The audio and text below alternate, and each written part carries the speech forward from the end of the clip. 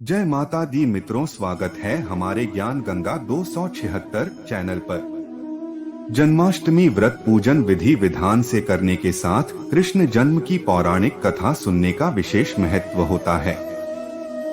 ऐसा माना जाता है कि जन्माष्टमी के दिन बिना कृष्ण कथा सुने पूजा का संपूर्ण फल नहीं मिलता है और पूजा अधूरी मानी जाती है। तो आइए अपने मन को एकाग्र करें और सुने कृष्ण जन्म की पावन कथा।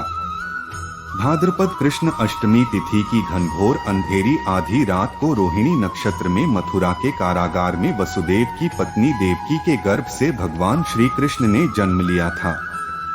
यह तिथि उसी शुभ घड़ी की याद दिलाती है और सारे देश में बड़ी धूमधाम से मनाई जाती है। द्वापर युग में भोजवंशी राजा उग्रसेन मथुरा में राज्य करता था। उसके आत्ताई पुत्र कंस ने उसे गद्दी से उतार दिया और स्वयं मथुरा का राजा बन बैठा। कंस की एक बहन देवकी थी, जिसका विवाह वसुदेव नामक यदुवंशी सरदार से हुआ था। एक समय कंस अपनी बहन देवकी को उसकी ससुराल पहुंचाने जा रहा था। रास्ते में आकाशवाणी हुई, हे कंस, जिस देवकी को तू बड़े प्रेम से ले जा रहा है, उसी में तेरा काल बसता है। इसी के गर्भ से उत्पन्न 8वां बालक तेरा वध करेगा। यह सुनकर कंस वसुदेव को मारने के लिए उद्यत हुआ। तब देवकी ने उससे विनयपूर्वक कहा, मेरे गर्भ से जो संतान होगी उसे मैं तुम्हारे सामने ला दूंगी। बहनोई को मारने से क्या लाभ है। कंस ने देवकी की बात मान ली और मथुरा वापस चला आया। उसने वसुदेव और देवकी को कारागृह में डाल दिया। वसुदेव देवकी के एक एक करके 7 बच्चे हुए और 7 को जन्म लेते ही कंस ने मार डाला। अब 8वां बच्चा होने वाला था।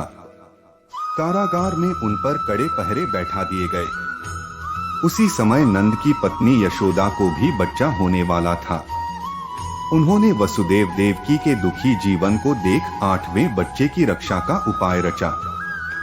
जिस समय वसुदेव देवकी को पुत्र पैदा हुआ, उसी समय संयोग से यशोदा के गर्भ से एक कन्या का जन्म हुआ, जो और कुछ नहीं सिर्फ माया थी। जिस कोठरी में देवकी सुदेव कैद थे, उसमें अचानक प्रकाश हुआ और उनके सामने शंख, चक्र, गदा, पद्म धारण किए चतुर्भुज भगवान प्रकट हुए। दोनों भगवान के चरणों में गिर पड़े। तब भगवान ने उनसे कहा, अब मैं पुनः नवजात शिशु का रूप धारण कर लेता हूँ। तुम मुझे इसी समय अपने मित्र नंदजी के घर वृंदावन में भेज आओ और उनके यहाँ जो कन्या जन्मी है उसे लाकर कंस के हवाले कर दो। इस समय वातावरण अनुकूल नहीं है, फिर भी तुम चिंता न करो। जागते हुए पहरेदार सो जाएंगे, कारागृह के फाटक अपने आप खुल जाएंगे और उफनती अथाह यमुना तुमको पार जाने का मार्ग दे देगी। उसी समय वसुदेव नवजात शिशु रूप श्री कृष्ण को सूप में रखकर कारागृह से निकल पड़े और अथाह यमुना को पार कर नंदजी के घर पहुंचे।